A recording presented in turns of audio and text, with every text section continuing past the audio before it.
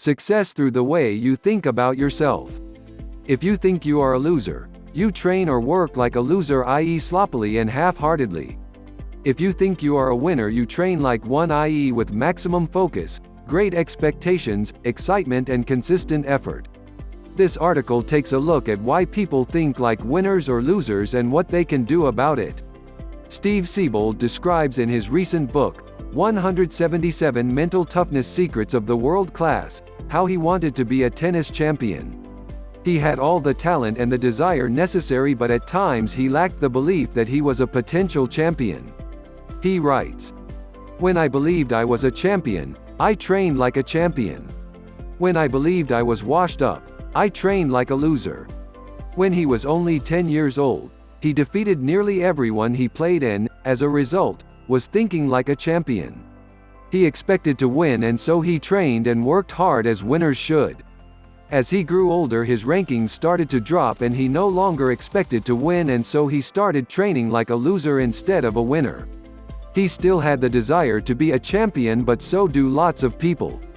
He believes that what made the difference was his belief in himself or his lack of it. He lost some of his belief in himself through associating too much with what he calls the middle class, instead of the world class. The middle class are too easily satisfied with mediocre results. The world class are only content when they become champions in whatever they are doing, whether it be playing tennis or making money. When I went to school at the age of 11, I worked hard and did all the work set with full attention and the desire to do well.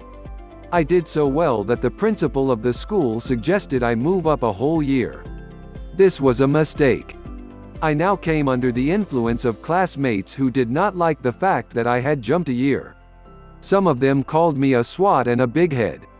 Maybe they were right, but I don't think so. Working hard was frowned on by this bunch. They changed my thinking about myself so much that instead of thinking of myself as a champion student, I saw myself as some kind of a freak for working so hard. My effort dropped along with my self-image. Never underestimate the influence of those around you. I was lucky in the end to pass my exams and get to university. It has taken me many years to regain belief in myself. I was helped by the great American positive thinkers like Norman Vincent Peale, Frank Bettger and William James. One English writer who has also helped greatly in this is the multi-millionaire Stuart Goldsmith. His book, The Midas Method, explains how most of us are brainwashed at an early age into thinking there is an invisible ceiling to our progress which we will never break through. Once we realize that this ceiling is only a figment of the imagination of ourselves and our so-called friends, we will be able to break through our limitations and achieve world-class results which will astonish us. We need to re-examine our beliefs about ourselves and to realize that many of them originated in the beliefs of people who thought that great results were only for the few and that our dreams were just pie in the sky.